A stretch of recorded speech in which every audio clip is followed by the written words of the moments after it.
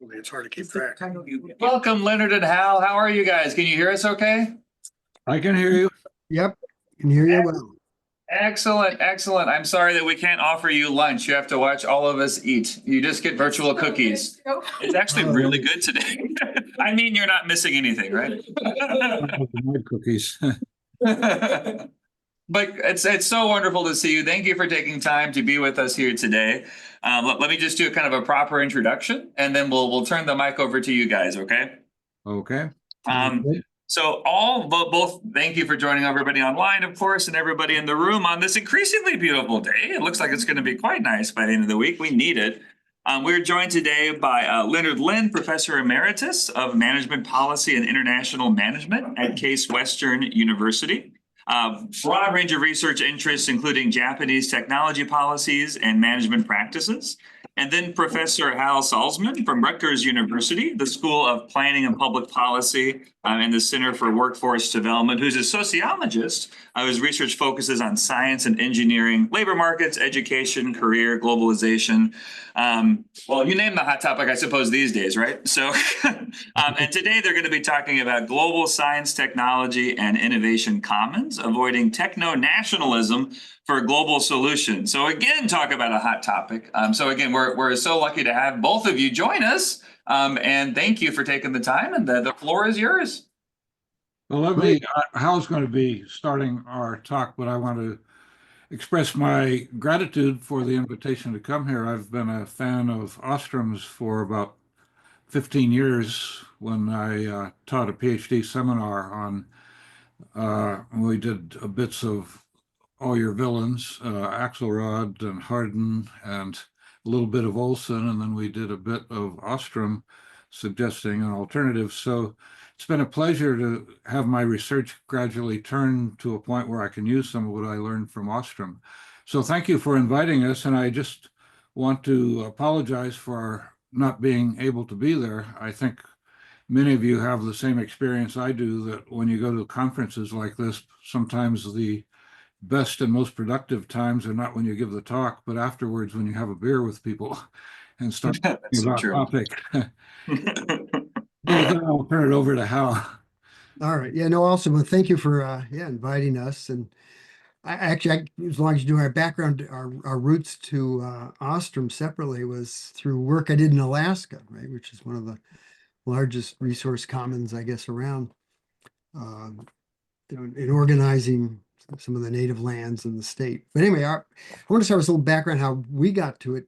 It kind of came to Ostrom together in science and technology. So we've been working together, I guess, for over 2 decades. And we started with some studies of global engineering during the early stages of multinationals globalizing their technology development. As kind of a historical note and context for our research at the time, if you recall, in the 90s and early 2000s, when manufacturing was being outsourced and offshored, policymakers, firms, academics argued that it was only high-end work, the knowledge-based work, that would be offshored, and that emerging economies didn't have the capabilities to do that work. And thus, as long as high-income countries, which are first called the Triad nations of North America, Western Europe, and Japan, later to be joined by South Korea, Taiwan, and Singapore, would hold a monopoly on high-skilled knowledge work and R&D. And even then, many were arguing that Japan and other Asian countries couldn't innovate, but could only copy. And I think we've been hearing that recently. Somebody was saying about, China will never move to the frontier. We kind of look at that as not only a bit of ethnocentrism, but also some amnesia about how the US got its start copying from England. So our findings about what we then call globally distributed engineering challenged these assumptions. I mean, we saw early talk about as an innovation shift that would lead to globally competitive innovation from what firms were setting up as centers of excellence around the world, particularly India, China, but also in other nations, Brazil. And what seems, I think now, so obvious in retrospect, that these countries would move to the science and technology frontiers was largely dismissed. And what we took as not only ethnocentrism, but sort of a technocentrism and a very short-term perspective by corporate leaders.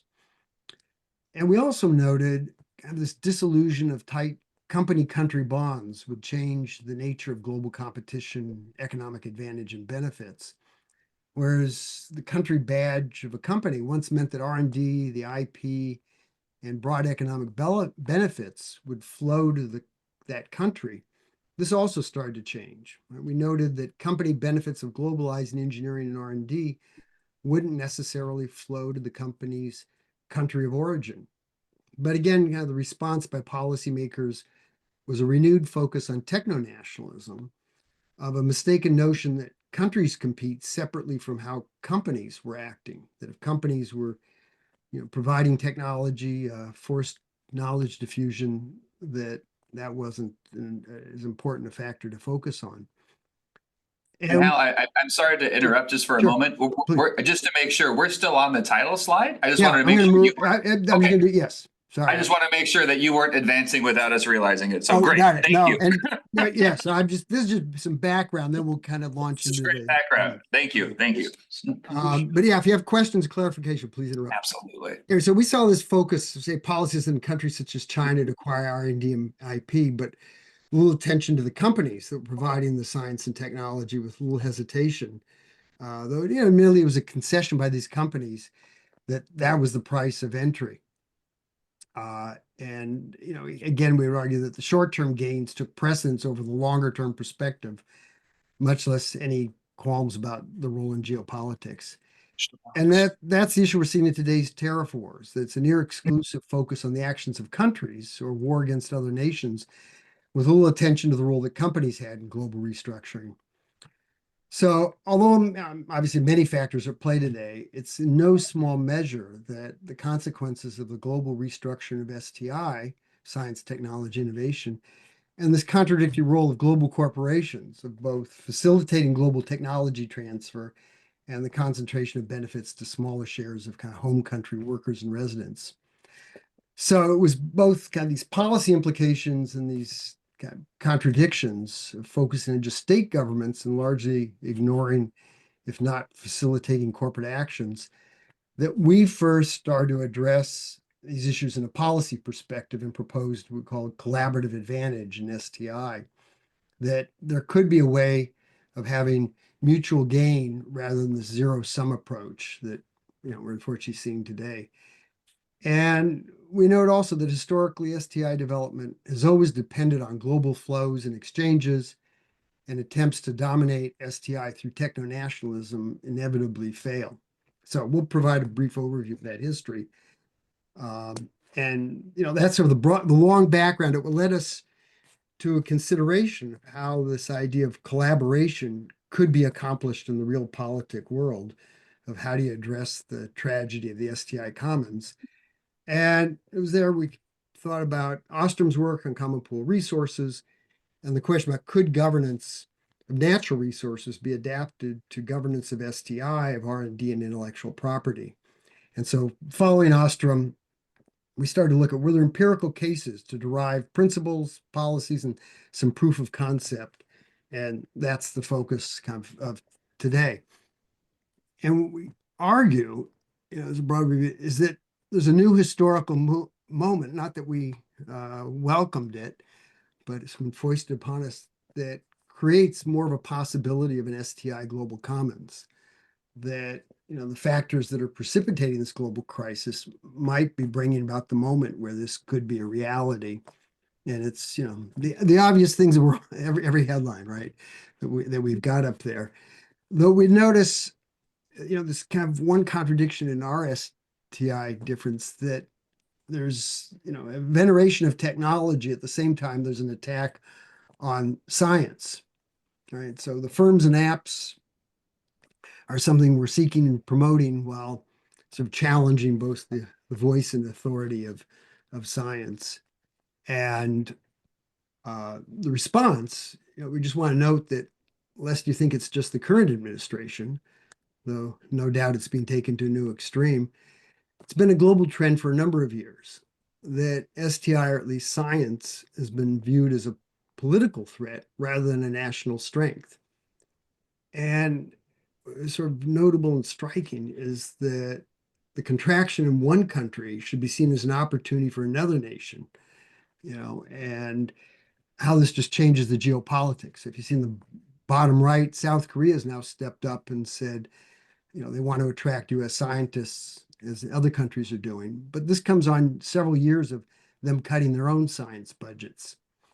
So it's kind of odd to think about this twist of the usual techno-nationalist policies, but perhaps it's not so dissimilar to a lot of the protectionist policies, such as China once closing its borders, as we'll discuss. So we'll start with a little history, and Leonard will walk us through that. Okay, this, I guess, is just to this point that a lot of things aren't really new. And one of them is this notion of techno-nationalism and how you acquire it and how you retain it. And two kind of landmark episodes in history concern the transition we saw with China and with England somewhat later.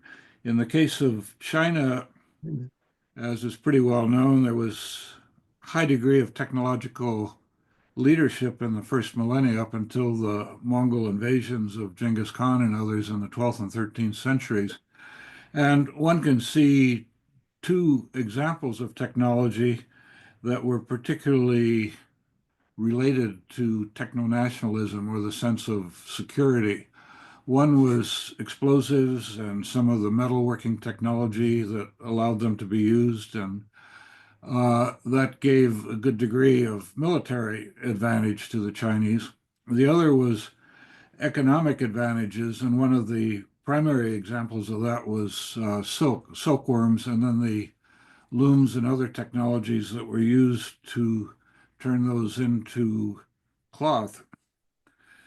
Kind of as a side note, it's interesting that some of the silk was first sent to Europe in the era of the Roman Empire, where Rome ran into some balance of payments problems because they didn't have very much they could send to China except gold. So they sent lots of gold to China in order to get silk for their upper classes. And then there were restrictions on silk imports. It's a bit of a sideline. But China attempted to maintain its edge, its techno-nationalistic edges, with these technologies that were key to both military and economic security by restricting and banning exports. You were not allowed to, for example, you could send out silk that was finished. You couldn't send out silkworms or machinery for processing the silk. In the case of explosives as well, the tools couldn't be sent. They tried to restrict export of the explosives themselves, and they also would not allow people to leave the country who were expert in those technology. And in both those cases, that may have slowed the outflow of key technologies, but it didn't stop it. That in the case of the military-related technology, some of the tribes from Central Asia were able to raid villages, kidnap the experts who knew how to use that technology or develop it and get some of the equipment. In the case of silk, you have this exotic story of a Chinese princess married a chieftain from Central Asia and absolutely had to have silk. And so this princess and her entourage allegedly smuggled out silkworms as well as some of the technology. The thing with silkworms was that the Chinese didn't just discover silkworms, they discovered them but then bred them so they would come up with strands of silk that were uniquely suitable for the making of cloth. And interestingly, the Europeans at that period thought that the silk came from some special kind of tree, and that wasn't available in Europe, and they were kept from trying to copy that technology. And they felt that the superior metallurgy of the Chinese was also something that was unique to the ore the Chinese were using. In any case, this era ended fairly early. And the Chinese maintained a self that they still had superior technology, but they were basically ignoring the threat coming from the West with the Industrial Revolution. And their focus was on their own technology, the kind of not invented here kind of syndrome that we've seen more recently in the United States as well. And the idea that their technology was superior. And there's this famous episode, which may or may not be completely accurate, but conveys the sense of the times, was that in 1793, when a British emissary visited the Emperor of China, Qianlong, and wanted to get involved in trade, he was told that basically the Chinese Empire was entirely sufficient and had no need for any more of your country's manufacturers. They were quite impressed with clocks, I think was a particular thing. And of course, there were a lot of people in China who knew better, but that was kind of a dominant notion. And it caused a kind of blind spot, which contributed to China ignoring the rising threat, actually, of the Europeans and other Westerners. Then we moved to the Industrial Revolution itself, where England achieved a great deal of its global strength through the development, invention of steam engines and textiles, which in the case of steam engines had some military implications. Textiles, again, being a very important product at the time, and the British coming up with new forms of looms so they could weave textiles and export them. The English also wanted to restrict the ability of other countries to use this technology, and there are all kinds of very colorful stories about the laws that they came up with so that machinery considered strategic could not be exported. And they also tried to ban the immigration of the people who knew how to use this machinery or build it.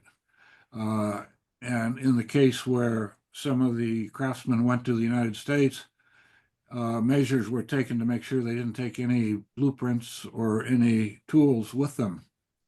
And these, again, didn't work too well because people found ways. They would have ships, they'd have boats come out to the ships to bring the tools so they wouldn't be caught by the inspectors and so forth.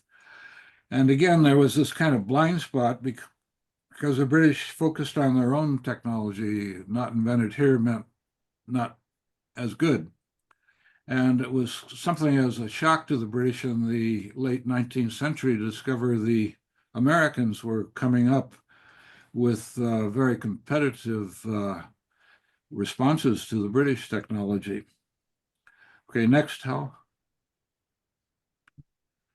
Well, to go from that history to go to some of the modern debate that Hal alluded to earlier about what can be done and what sorts of things might provide an answer to the problems the world is facing to get more cooperation between countries in the development of science and technology. One of the kind of hot topics has been so-called science diplomacy, which has been favored by some branches of the United Nations. And they have a couple of journals out on science diplomacy with the idea that this is a way to bring people together in science and technology creation. The problem is that when you look at the literature, much of it is divided into two categories. One is science diplomacy means diplomacy for science. And the other is science for diplomacy. Now, what that means is, in the case of science for diplomacy, that you kind of are using your superior edge in science to get other countries to cooperate with you. It's not always like that, but it often is. And this is reminiscent. I think mentioned I did a lot of work in Japan where when I was on the Japan Foundation board, there was a big thing about Commodore Perry and his ships going into Japan in the 1850s. And the American, I think it was a fifth of the American fleet, sailed in. And at that time, Japan was closed to any kind of trade by Europeans or Westerners. When the ships came in, the Japanese had boats come out with big signs, which for some reason in French said, "Go home, we don't want you here." But they brought in science, like giving a respectful 20-gun salute to the Japanese near the capital. They brought in all the wonderful new devices they had. They gave gifts like a model railway system, steam engines and things, just to show how superior they were in every way. And then said, "We're coming back a year from now and we'd like to have a treaty with you that we can use your ports and all the rest of it, the unequal treaties." So there's a little bit of a tension. The point of that is just that the science for diplomacy can take on a gunboat diplomacy. And the diplomacy for science kind of idea was that all the different countries would come together because they have a common interest in science, which is nice, except I think both of these have a sense where the targets of your science diplomacy may not have much voice in what types of science you do or who gets the rewards from it and all the rest of it. So these are some of the concerns that we've had, that the science diplomacy is primarily for the leading countries. And so how can we go to the next one?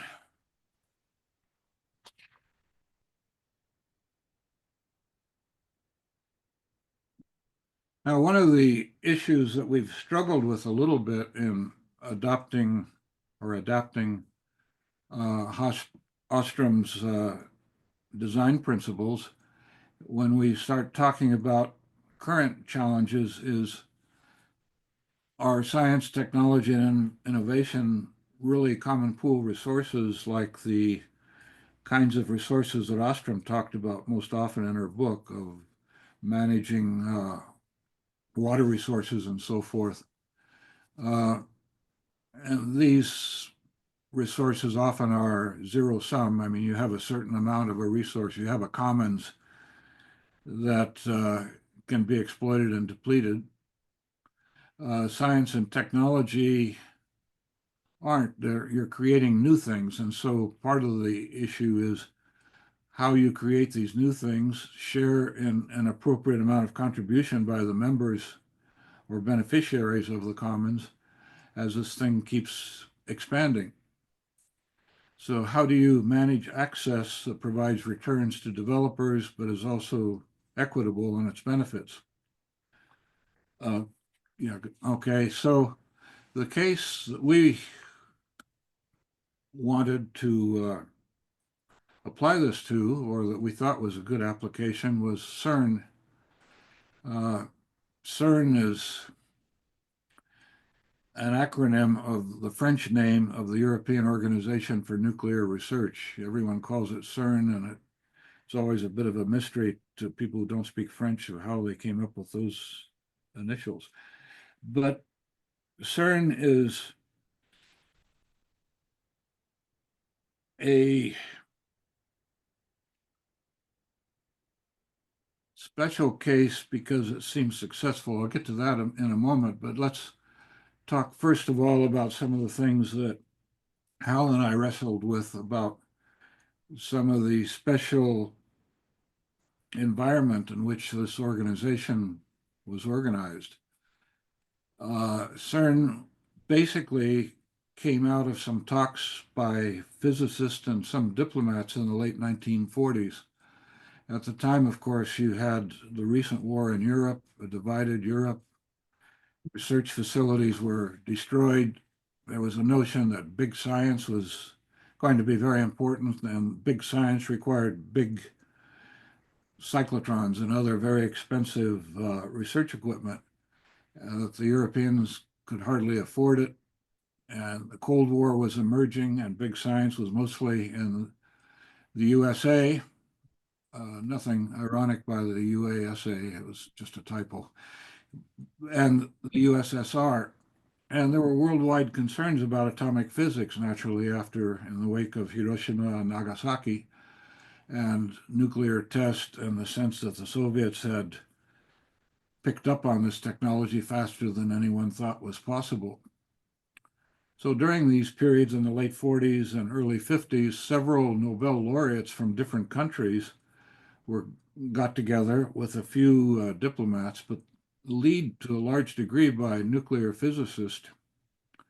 Niels Bohr of Denmark, Werner Heisenberg, who had headed the Nazi atomic bomb program, but we probably all know for the uncertainty principle and so forth. And there were two American Nobel laureates, Rabi from Columbia University, who's been called the father of CERN. And so one thing that's quite intriguing in a way is that two of the important intellectual founders of this thing were from the United States, which has never been a member of CERN. So they had these discussions and meetings from the late 40s until it was established in 1954. It started with a group that in some ways was analogous to some of the ones in the Ostrom model. There were 12 founding states. They came from, some had been enemy countries very recently. Some were very small. Some were large, like Germany, France, England, very large. Other countries, Denmark, and then you had Yugoslavia initially. So quite a variety in terms of size and wealth. Next, yeah, okay. So let me mention just the successes, why this is an example, a case that seems very worthy of being studied. They now have 23 member states, two kind of associate members, which means these are associates that are hoping to become members, full members, 6 associate members and 6 observers.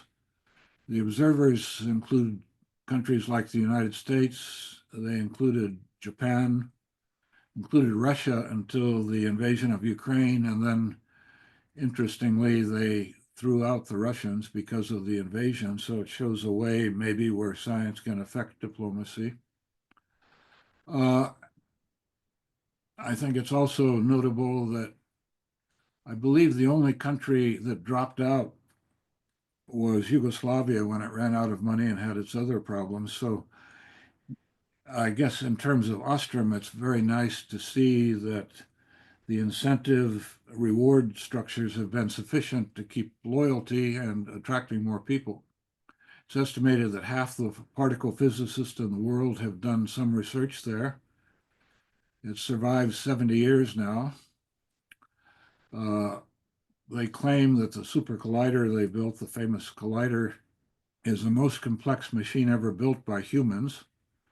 And aside from major contributions, which you're probably aware of in basic physics, they contributed to lots of kind of spin-offs like the internet, touchscreens, medical technology.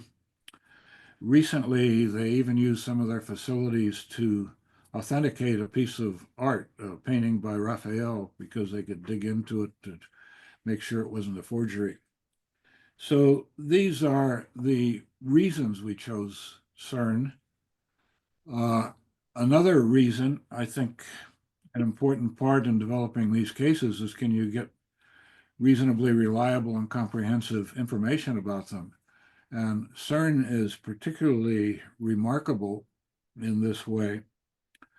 They have a very good website with annual reports which you can get, but also histories and reports on the websites.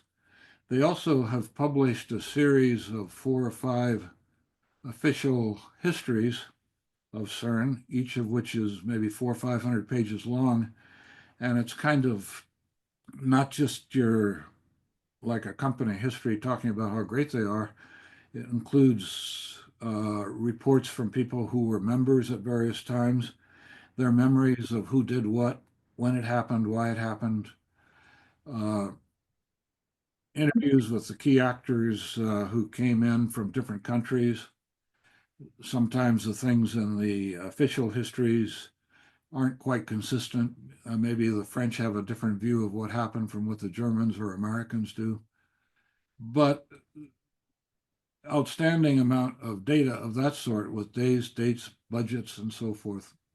There were also a lot of journal articles, sometimes in physics journals, talking about what they did, sometimes memoirs of key actors, descriptions of projects at the time.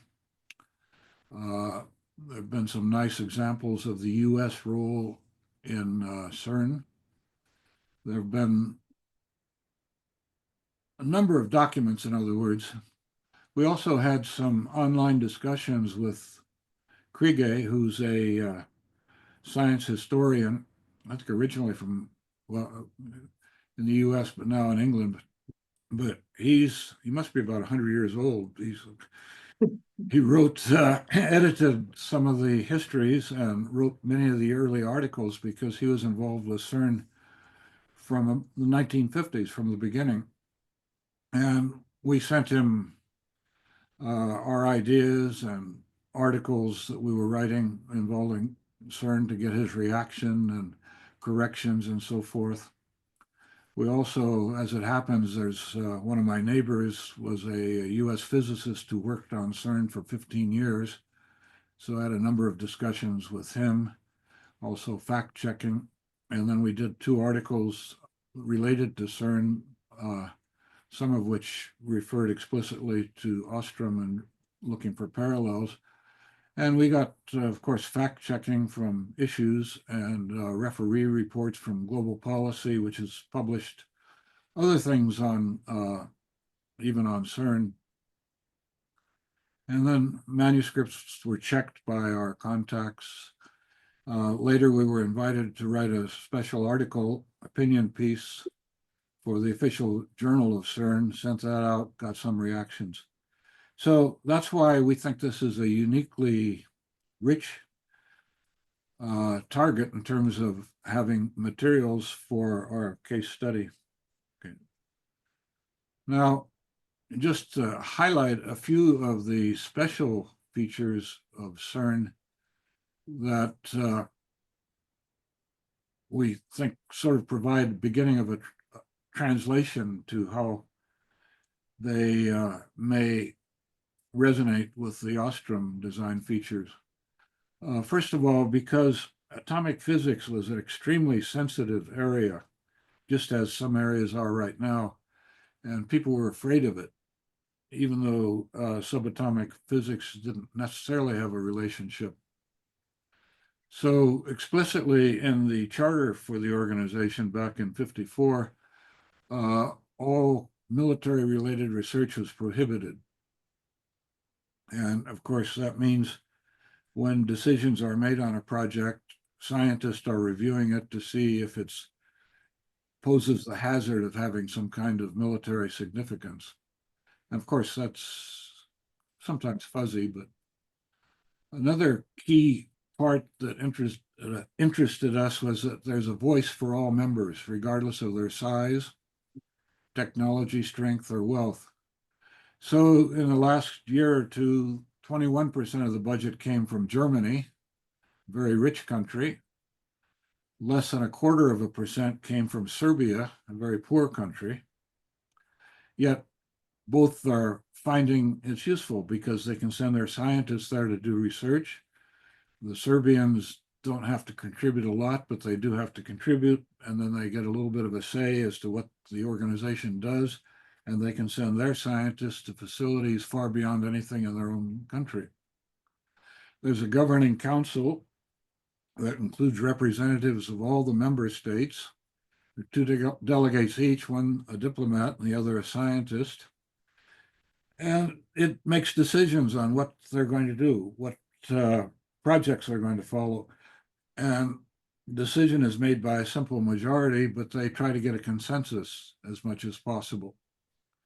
In terms of the science policy, there's a special committee that is entirely made up of scientists who are elected by the current members of the committee.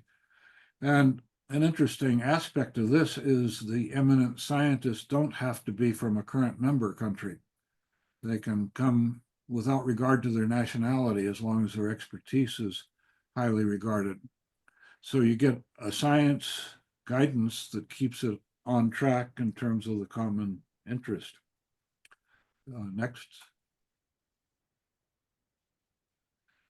Well, just as a reminder, I'm sure one doesn't need to say much. I copied with mild editing some that were in Tepper's article on the Big Bang, which I found extremely interesting and helpful. I won't read over these, but just this notion, the design principles that have always been a part of Ostrom and which we hope can be extended for a better fit to a common pool resource that involves the creation of new technologies. Next. And one of the things, I guess one thing we're hopeful of getting help here is suggestions for other cases, either ones that were successful or that were disappointing. Tepper gives an amazing overview of various aspects of space governance, from legal frameworks to UN bodies to other things. And incidentally, I found that extremely helpful as a notion of what lesson you draw from the CERN case, that the lesson is not, here's how we create some center body in the world, the UN or something that's going to govern everything, but rather how you can have lots of organizations conceivably, as there are in the case of space governance, that have different functions, that sometimes have different geographies, and that can come together as coalitions. I guess maybe we're not supposed to get into politics at all here, but I was reminded of all the anti-Doge demonstrations around the United States over the weekend, where you brought together people who were interested in reproductive rights or trade policy or immigration rights and or farm subsidies, and all this huge number of small groups, often small groups that could focus on one aspect of the problem and come together and jointly work on something. Anyway, I don't know if that'll work out or not. But we have cases Arctic that are quite well known. Sesame is one I'm hoping to follow up on, but I haven't had a chance to yet. But this is a Middle Eastern organization that was explicitly modeled on CERN, and it built some large-scale research equipment that is jointly used and brings scientists together. The thing that's rather remarkable, or one of the most remarkable things, is that this is a coalition or a grouping of countries. Well, here's a list of the members: Israel, Palestine, Iran, Egypt, Turkey, Cyprus. It's got facilities in Jordan. So I'm really interested in finding out if I made preliminary but not very systematic efforts to see if it's survived the recent problems. It's rather an incredible group of countries. They brought in some of the senior managers from CERN to help them get advice about how to get Israelis and Palestinians to sit next to each other in the dining cafeteria while they were working on projects. And there was an article or two written on this as a case study. One well, with the pandemic stuff, of course, we see lots of kind of stupid things happening of a failure to cooperate when it should be in everybody's interest to prevent the spread of diseases like that. Asteroids in the past, that's been a concern of why can't you get more cooperation to worry about an asteroid that might hit. Maybe it's too far off. Earthquakes, that's an area I find interesting because this is an area of the country in Oregon and the West Coast, but as well as Japan, where it's extremely sensitive things. You see things on the Oregon coast you never did when I was growing up about tsunami zones and that kind of thing. But there's been some work.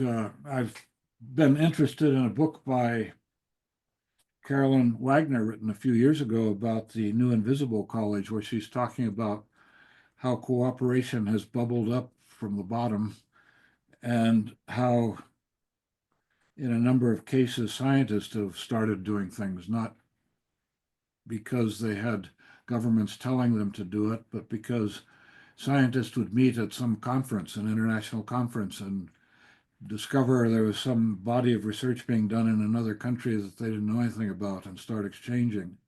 And one of the examples she gives is of earthquake research, where in many respects, Japan is quite a ways ahead of the United States because it's a more serious ongoing problem. Yet some aspects of geology are ahead in the United States. And so at a couple of meetings, some people at MIT and from Japan started working together and drawing on the different bodies of knowledge and expertise that each country had to offer. Okay, next. Okay, and this is just a notion of, it's kind of depressing what's going on right now. And maybe one notion is it was also quite depressing, and amazingly so, in the years after World War II. But opportunities came up, and some of these are mentioned here that perhaps it's possible to learn from these experiences. Okay, Hal, that's what I have here. Let me just add, I think where we ended up in our work on this is that we think a lot of the CPR principles could be applied to some aspects of science and technology, particularly at the basic level. What complicates it a little more is that there's commercial private involvement in commercializing R&D. So that boundary has to be negotiated. And the question we really end up with is why no more CERNs in the last 50 years or so, given its successes. And I think we're toying with different explanations and causes about whether there's a new moment, but that it did, as Linda was talking about, come out of a moment of crisis. And perhaps that's the opportunity at the moment that would allow for some boundary spanning cooperation. Not that it looks like it, but we're optimistic that that may emerge as the only way to keep at the frontier of science and technology is really to look across borders. But this would be very contrary to most national policies. So not a clear roadmap to getting there. But anyway, welcome your thoughts, reactions, and well, let me add one quick comment here. I think one lesson from CERN we didn't draw out a lot was CERN was supported by the United States, or at least big important elements of it, even though the United States never tried, well, I wouldn't say never tried, but did not dominate it, did not become a member. But when it came to a failure of the US effort to replicate some of the CERN facilities that didn't work out, the United States contributed a lot of money to the development of the facilities in Europe and drew quite a bit of benefit from that. So it seems to me a possible lesson to develop for policy is don't try to outcompete other countries. We're weaker in a regard to our ability to do that compared to where we were 40 or 50 years ago, but really leverage resources to developing organizations like CERN so that there's a mutual benefit. I know we're moving in the opposite direction from that recently, but it seems to me that a policy takeaway is to support these international efforts instead of the techno-nationalistic efforts that some people want us to engage in. Okay, that's it. Well, first off, thank you. Fascinating. And per our tradition, students first have the first crack at this. There's a lot to go off of there, my goodness. And I'll check online as well. Feel free to use the raise hand or chat functions as you guys prefer, and we'll keep the queue. Mhm. Not seeing any immediate hands from students. The floor is open, please. Yeah. Thank you so much for the presentation. I have a silly question. So I would like to understand more about the concept that you introduced about diplomacy for science and science for diplomacy. So was it like the example you gave about the British and the Chinese was an example of diplomacy for science, and the CERN would be example of science for diplomacy? I think there's certain parallels. The more immediate kind of example of using science for diplomacy would be things like the Chinese efforts, the Belt and Road kind of thing, where there's increasing notion that countries are offered all kinds of developmental assistance, but the development assistance is sometimes not to their advantage because they incur huge debts. They get locked into dealing with companies or areas just from a certain country. And because of that, there's a kind of bullying almost. Sometimes they can't pay the debts. So that to me is one of the negatives. I wouldn't say it's always bad, but that's one example. The diplomacy for science, you get a little bit of the positive side of it in that the CERN example kind of shows how the science was able to help push better relations between countries. And more recently, we don't know how it works or if it made any difference, but the exclusion of Russia from CERN as an observer in response to what happened with the invasion of Ukraine and the efforts to support Ukrainian scientists and to send a message to Russian scientists that which side people think is right in this particular war.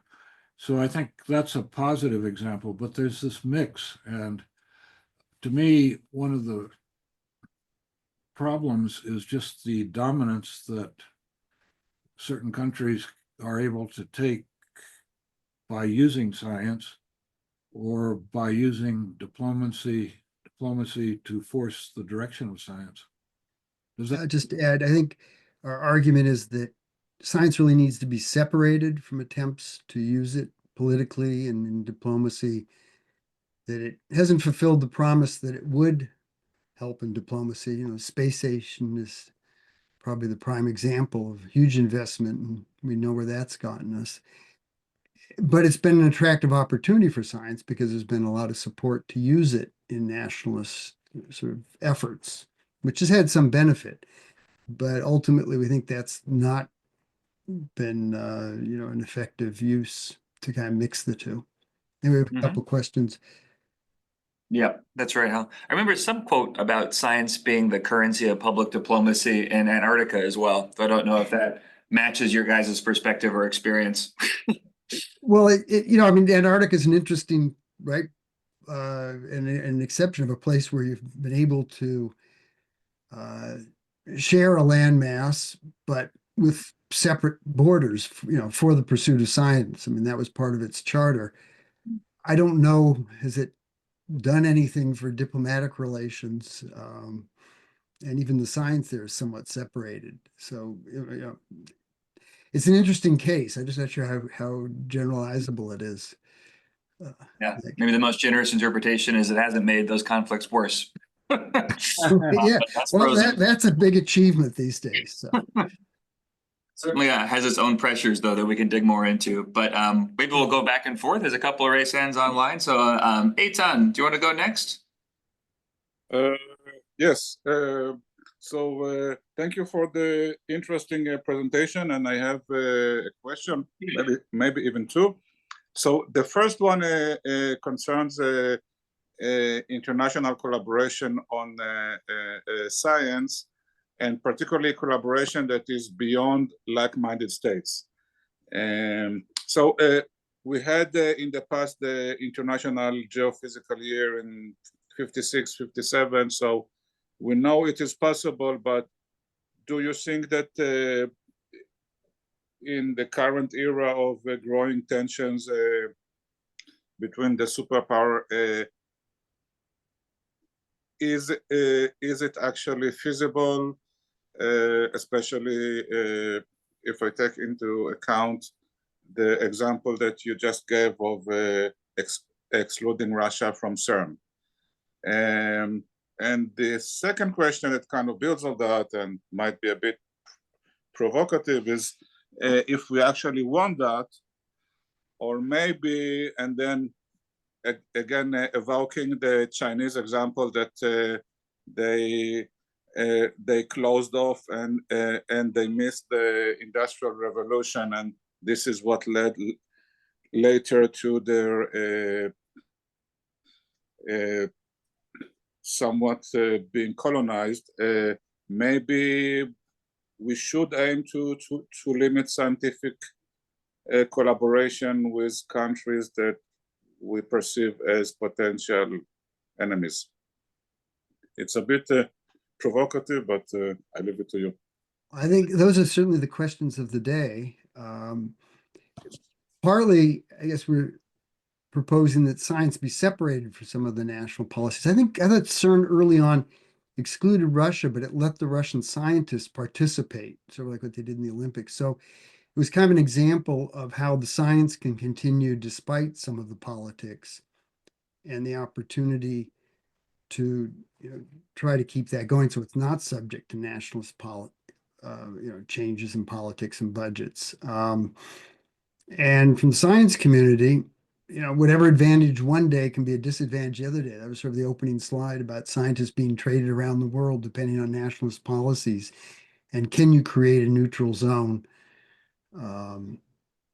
like CERN that can withstand the political pressures that would be better for advancing science? And I think our argument is that if there's interest in the benefits, there's some opportunity for it to withstand political pressures because of the benefits, but it's certainly politically fraught in the current environment. Leonard, do you want to? Yeah, I think there are a couple of aspects. One gets slightly outside the margin of your question, and that is their economic interest, like we saw with the efforts to get some coordination on vaccines for COVID and how different companies get involved. And then sometimes I think there were efforts to start in Africa, was it? Collaborative efforts to address the COVID issues, and some of the pharmaceutical companies were not too eager to share their intellectual property. And so I think a big challenge is sheltering science from outside interest, whether they're political or economic. And you never can do that fully, and scientists are not totally pristine either. But the sub rosa goals that various actors have, whether governments or companies, are something that you need to shelter. And I think the CERN example shows some ways of doing that in terms of having overwhelming weight given to scientific opinion on the particular projects that are going to be chosen. I think the effort of CERN to apply some sanctions to against Russia and Russian scientists because of the Ukraine war is not something in itself that's going to be hugely consequential, but I think, as well, Professor Tepper, in your talk of coalitions of various interest and groups in determining space policy, that might be a thread of, if enough organizations were doing that, maybe it would have some weight. I'll just also add, I think worth paying attention to what's going to happen in China. I know from a recent visit and talking to some folks there, they're worried about the government and looking for neutral space. So we'll see, how well China can continue to develop frontier science and technology under an authoritarian regime if people have mobility opportunities. So that might be the real politic that does create some opportunity. I think it's still an open question, but. Excellent. Thanks, Eitan and all. Mike, I saw your hand next, unless there's anybody. My guess is your point's going to build very well off of that discussion. So let's turn to you next. Thanks, Scott, and thanks for the presenters. This was a really interesting topic. And I'd like to sort of start by saying I was really struck by the list of other cases you were considering doing and how CERN might be different in a fundamental way from some of those other cases, and that CERN might be a better case for kind of direct application of Lynn's design principles, whereas some of these other ones might. And one suggestion along those lines that occurred to me is that if you think about the physical product that CERN involves, it involves the management of the Cooperative Research Institute or entities, infrastructures that are huge and extraordinarily expensive and very unique. And so it's really more like managing a particular product, a particular commons, if you will. There's an actual project there, okay? And that sort of is going to make the kind of arguments that Lynn was using very appropriate, because that was the case there too. The farmers had to make sure their irrigation system worked. It wasn't that every farmer had their own irrigation system. They had an irrigation system. They had to manage that irrigation system. And so it works. The match is really good. Your match to the design principles, I think, very good. But take the case of Antarctica, which was just brought up. There's not a central project, and there's sort of no reason for a central project. If you're going to be studying things about Antarctica, you don't have to do it all in one place. Okay, you can have dozens of different sort of research centers studying different aspects of it, and so there's not the same pressure for having collaborative management of the system. You have collaborative governance in the sense of restricting what kinds of activities can be done and best practices for not destroying the environment and things like that. But it's not like you're managing a particular product. And I think the one that was on your list that might fit a little closer, the Sesame thing is interesting, and I'm going to look into that too. But it would be something like an International Space Station, okay? But even there, it's not, the uniqueness isn't there, because you can have a couple of different International Space Stations, and I think we're going in that direction, having multiple space stations. It's not like all the countries of the world have to do it. There's something special about the science project and the technology that's needed and the entity there that makes this case very difficult to find a comparable one that has that same set of sort of at the edge requirements. I mean, even the United States wasn't able to duplicate some of the CERN facilities simply by themselves. And there's not a lot of things that match that. So that's just sort of my reaction. I've got some other suggestions too, but I'd like to get your reactions to that, is whether that's an important factor that you can integrate into your analysis. I think absolutely, that you've got, maybe it's both projects and space. So Antarctica is an example of collaborative international management of space to do science like a big lab. Whereas CERN started with a particular project, but CERN has expanded that, the web, I mean, a lot of innovations came out because it was a place to do science that had, certain kind of collaborative global management. So maybe it's, Leonard, we've talked about this, that maybe some of them are around projects, some of it maybe is a space to do science where you can have collaboration. And right now, there's a global competition to pull people from country to new places, right? To attract scientists. Well, if you had a neutral space for doing science where people could participate from their country, and then the benefits there, maybe it's another example might be Semitech. Could you get a global Semitech where industries participating in basic research where all have access to the benefits? The kind of variations of that. But I think we're very interested in thoughts about how you make these real operational principles because of the issues you've raised. I think Antarctica, the other areas are interesting in that you have some science projects that are purely like science-based, like CERN, but you get others that have a strong geographic component. Like Antarctica may not be of much interest if you're in Ecuador or someplace, but there are certain areas of science that you can only do in Antarctica.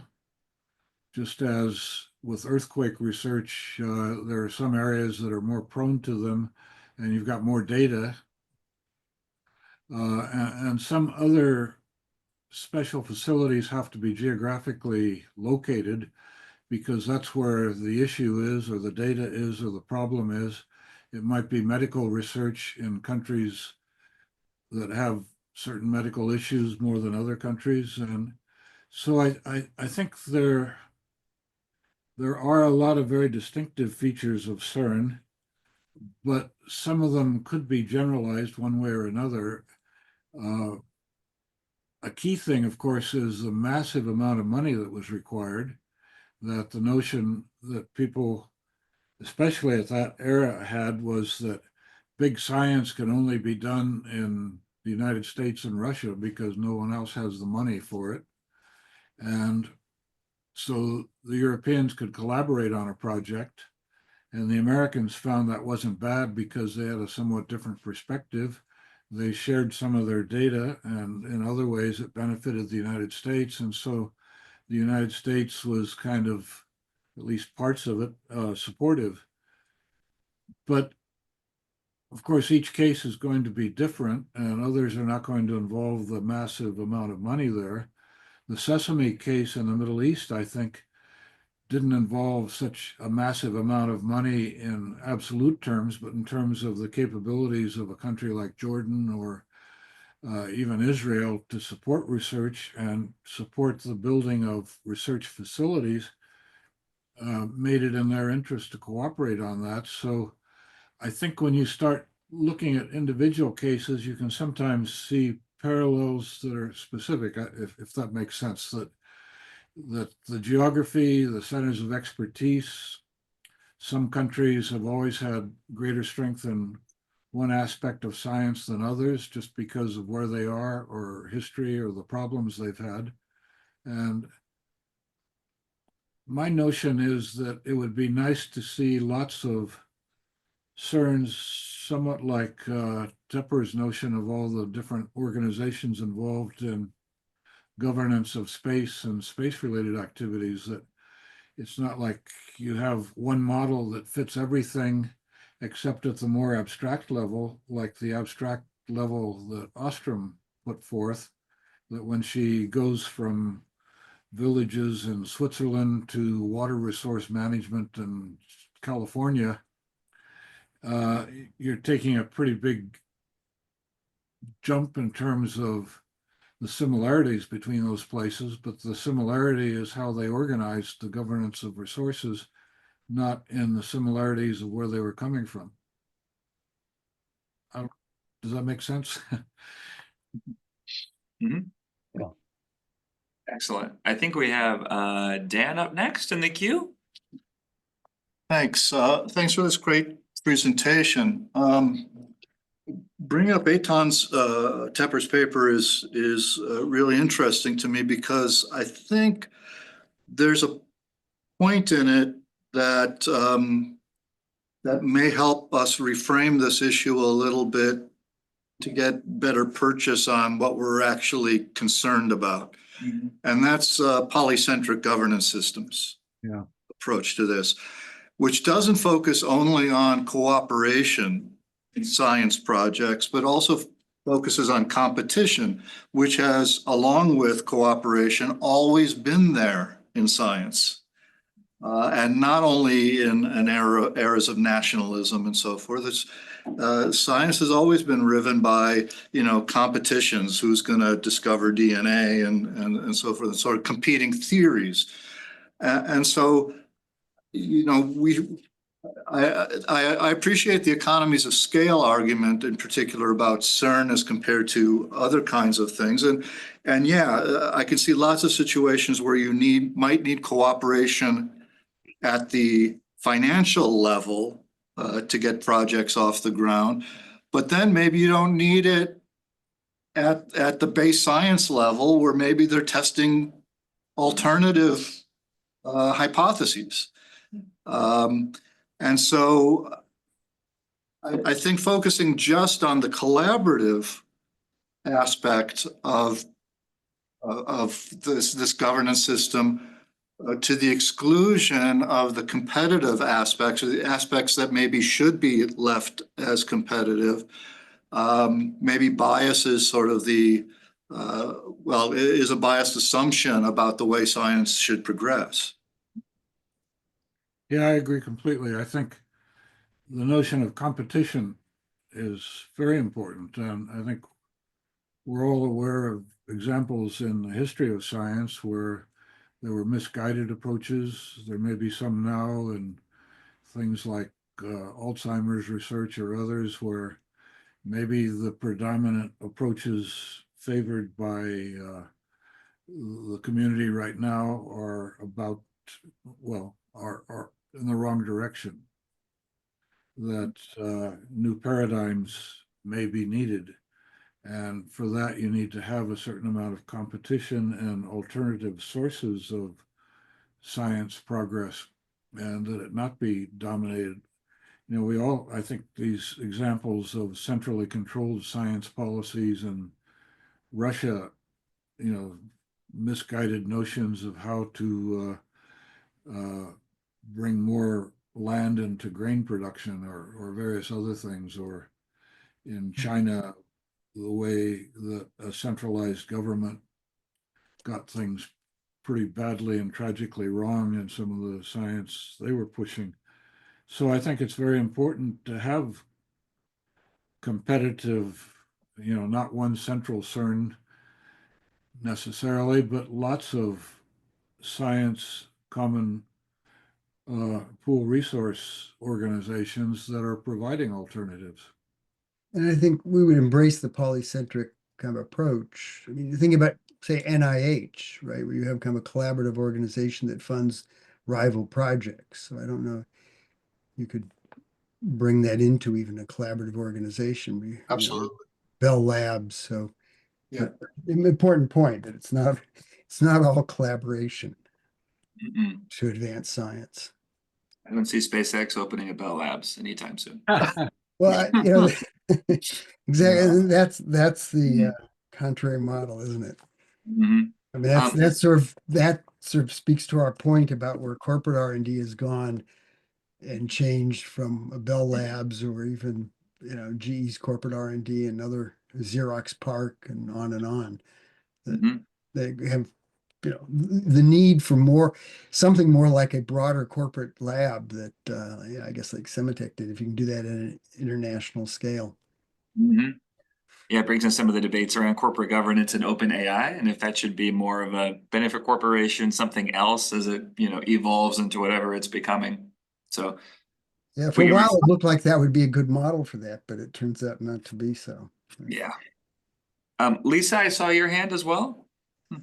Yes, first of all, this has been a wonderful talk and conversation. I'm really thrilled to have made it.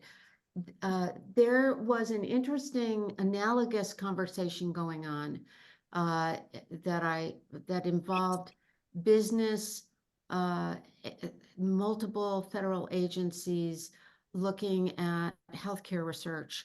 And this book is related to it. It's a recent Oxford University Press book. There is a group that is the Stakeholder Alignment Collaborative. The book cites Ostrom, and Joel Kutcher-Gershenfeld was the leading person, but I just wanted to let you folks know because I think it is actually related to what you're working on in terms of but their framing of consortia.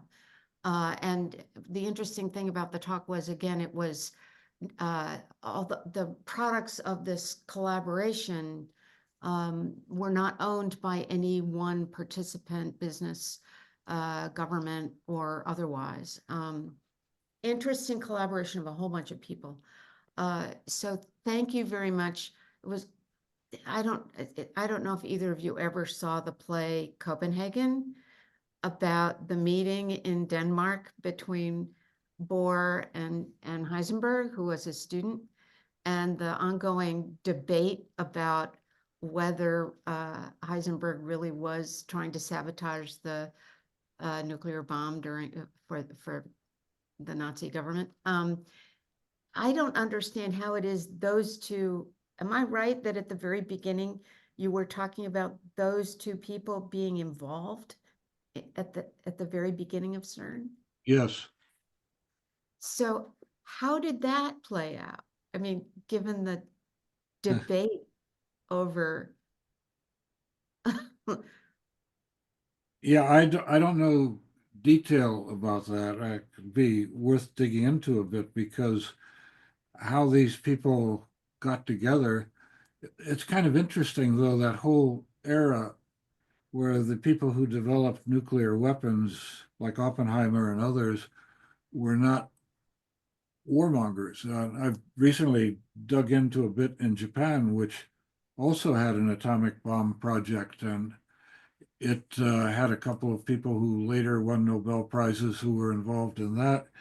And they apparently were not far from developing something if they had had the access to electrical power and uranium that we did. And they ultimately decided it would take them 10 years to come up with something. And the people who were involved in that project, the leaders, were not war hawks or anything either. They were people who recognized the dangers of nuclear weapons later, as they saw, but I mean, even in 1942 or 3. So I'm interested in what happened with the German project and whether there was some sabotage of it or the people were supportive or knocking themselves out of nationalistic concerns. It's an interesting area. Could you repeat the name of the book you mentioned? Sure, it is quite read it. called, yeah, it's the Consortia Century, Aligning for Impact. Consortia Century. And who's the author? It's a collaborative, it's a collaborative book. I mean, you've got a whole bunch of people, but Joel Kutcher-Gershenfeld seems to be the leader. And the funny thing is, he comes out of the labor relations community, as do I. And so I've known him forever. His parents are favorite arbitrators. famous arbitrators in the labor community. And so you get this negotiation tradition somehow getting connected with Ostrom and then applying it in this other way, but there's no connection, it appears to me, with the literature on collaborative governance in public administration. I mean, it's just this independent effort involving people coming, well, there are people coming out of the dispute resolution community in the list. One of them who was the head of the head dispute resolution person at NIH, and whose name I'm blanking on at the moment, but it'll come back to me. So it's just, you've got parallel efforts, you know, and sometimes they know about the work of the workshop and the Ostroms, and sometimes they don't. I mean, you don't get much of the literature on collaborative governance referring to Eleanor and Vincent. Oh, thank you. Very insightful, Lisa. Thank you. Yeah, Natasha. And Gustavo too. Yeah. Just go. Thank you. This kind of made me think of really interesting application for desalination technology and the sorts of collaborations that are going on there, but also the exclusions that are happening. And so historically, Israel obviously has been quite a leader in desal tech and was planning on using it as a means of normalizing relations with other arid and semi-arid states. And then you get the GCC, which is collaborating together to do their own desal tech, almost to offset this. There have been rejections of Israeli soft power attempts in South Africa to help sort out their problems. So I just found this potentially to be like a really interesting case for what you're looking at. Okay, thank you. Yeah, and I think that kind of speaks to some of the science diplomacy issues, right, where it intersects of science getting involved in the geopolitics. And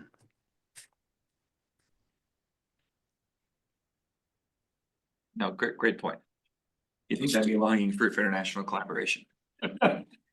Please. Okay, so fascinating presentation and then the conversation. So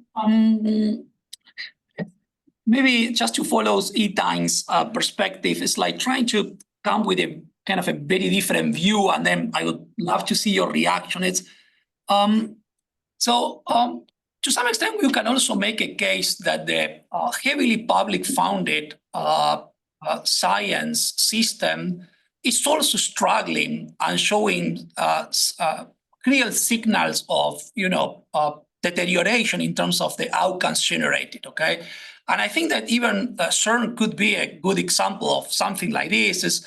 So if I'm not an expert on this, but you can find some European scientists that they're concerned about not clear established goals, permanent delays in the outcomes, and so on and so forth. At the same time, I think what is going on in the private sector is something kind of difficult to think about it, because again, there is also some signals of reduction in innovation, at least compared to expectations. But there is also a huge catch-up in countries that are not at the frontier. So essentially, it seems that the best model for countries that were not in the frontier is not that they lack participation in these collaborative enterprises for sciences. That essentially the main thing that they do is they stop shooting their own foot, and then they remove their own internal barriers to adopt existing technology, which in many cases was kind of off-the-shelf technology. And that maybe that doesn't give you a path to the frontier, but that gives you something like what's happening in China, what we are expecting for India in the next generation. So essentially, that's kind of what is going on in the private sector. And then COVID could be also an interesting case study, So I understand that in some cases there were, centers that kind of public/private sector involved, but in other cases, essentially, we just offer a ton of money to the private sector for a successful vaccine, and that's how we fix the problem, essentially. Okay, so again, is COVID, from my perspective, the way COVID was handled is kind of a success for long-term human history.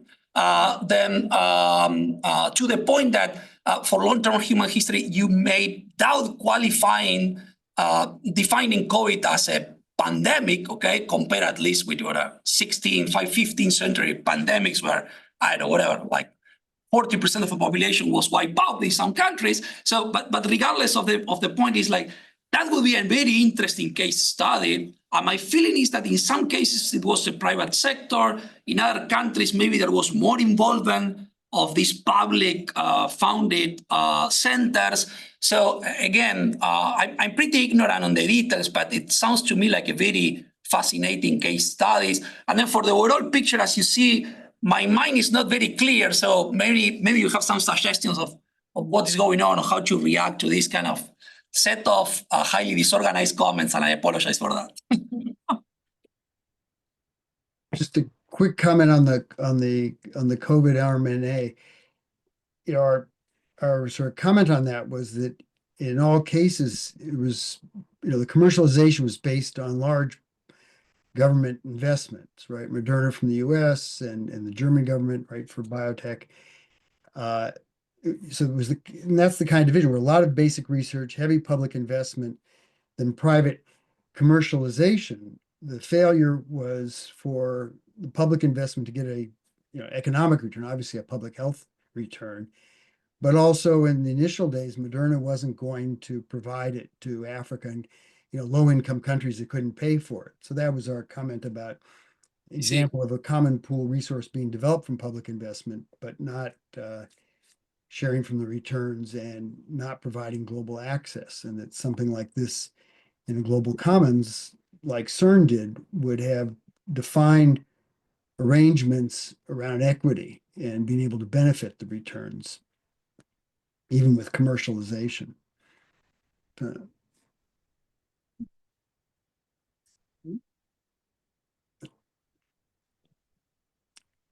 Any other reactions or? Leonard, did you want to follow up on the other points? No, I still trying to think it over. Quite all right. And I know we're approaching the end of our time as well. So let me just check. I see the chat, which I neglected with apologies there. Book. Oh, thank you, Lisa. Perfect. Cool. Any other final questions, thoughts? Why not? Oh, Bernie, yeah, please. I like what their approach, and seems to me, you got CERN, this huge model, and there are smaller models that might have been successful for a long period of time.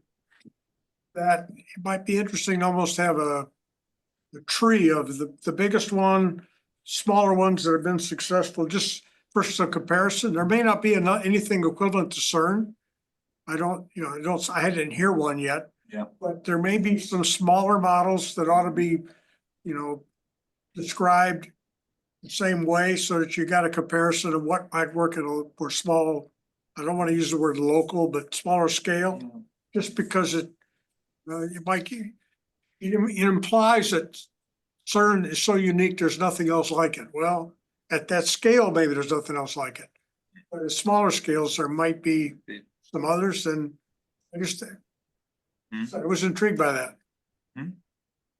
That's useful. That's something, it's just harder to get data. But one thing I want to say is I hope you feel free to contact us with other thoughts or suggestions you have. My email is just my name, leonard.lynn@case.edu, but maybe you can reach us otherwise too. But I'd like to hear other comments or suggestions that any of you have. Just to add into that, and thank you for the comment. I think part of our our thoughts on next steps are doing something along those lines, following what you all have done of looking for empirical cases and proof of concept as to what could be developed in a contemporary sense. And is CERN just a one-off? Our sense at this point is that CERN was born of a particular historical moment. And, you know, maybe some other moment is now available to us if we ever pull out of the current chaos that would call for kind of a collaboration born of that necessity. But Mhm. I think an empirical approach is where we want to go, of what kinds of principles and cases can we build on. Mhm. Mhm.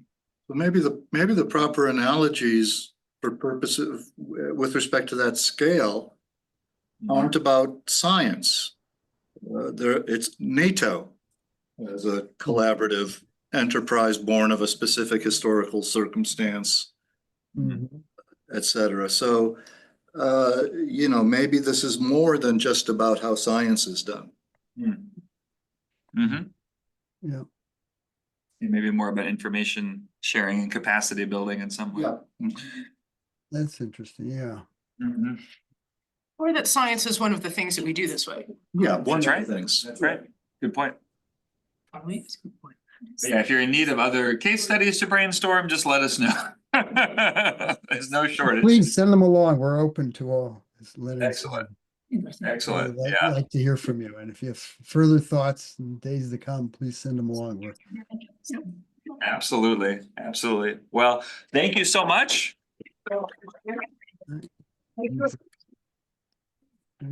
Thank you. It was terrific. Thank you both. Thanks everybody online for joining. Also with the local dynamics work. Oh, and guys, Adriana had to leave, but just as